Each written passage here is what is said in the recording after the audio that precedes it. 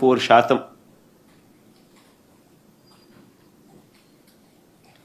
అంటే రాష్ట్రానికి సంబంధించిన ఆదాయాలు రాష్ట్ర ఖజానాలోకి రాకుండా చంద్రబాబు నాయుడు గారి జోబుల్లోకి ఆయన గజ దొంగల ముఠా జోబుల్లోకి పోతా ఉందని చెప్పడానికి నిదర్శనం ఇది. అన్నిటికన్నా ఇంకోటి ఆశ్చర్యకరమైన విషయం ఏంటంటే చంద్రబాబు నాయుడు గారు చెప్పే అబద్ధాలు. తాను అబద్ధాలు ఆడుతూ తాను ఎప్పుడూ ఏ ప్రభుత్వం ఆస్తిని తాకట్టు పెట్టలేదని చెప్పి ఈ మధ్యకాలంలో చాలా గట్టిగా గంభీరంగా చెప్పాడు.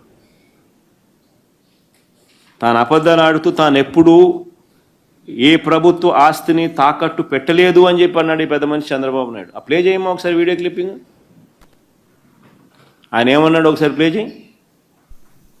ఏ విధంగా వీళ్ళు అడ్డపడుతున్నారో రైట్ టైంలో I will place before you with documentary evidence. అది ప్రజాద్రోహం. నేను ఆస్తులు తాకట్టు పెట్టడంలా, మద్యం ఆదాయాన్ని తాకట్టు పెట్టడంలా, నేను ఆస్తులు తాకట్టు ఏ విధంగా వీళ్ళు అడ్డపడుతున్నారో రైట్ టైంలో I will place before you with documentary evidence. అది ప్రజాద్రోహం. నేను ఆస్తులు తాకట్టు పెట్టడంలా, మద్యం ఆదాయాన్ని తాకట్టు పెట్టడంలా. ఆస్తులు తాకట్టు పెట్టడం లేదన్నాడు, మద్యం ఆదాయాన్ని తాకట్టు పెట్టడం లేదన్నాడు. మరి ఆయన చేసింది ఒకసారి ఆ జీవో చూడండి ఒకసారి. ఆ పక్కన ఏపీఎండీసీ ఏం చేసినాడు ఒకసారి గమనించండి. ఇది ఆయన ఇచ్చిన జీవో. ఏకంగా ఆయన ఇచ్చిన GO number 69 dated 24/4/2025.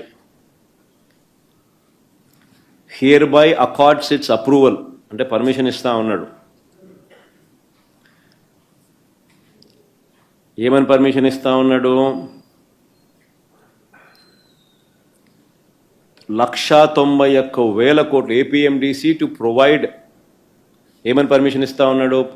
Accord approval. ఏదానికి approval ఇస్తా ఉన్నాడు? ఆ జీవో నెంబర్ 69 ప్రకారం APMDC to provide exclusive charge by way of charge hypothecation on the quarry leasehold rights and mining rights over 436 new minor mineral projects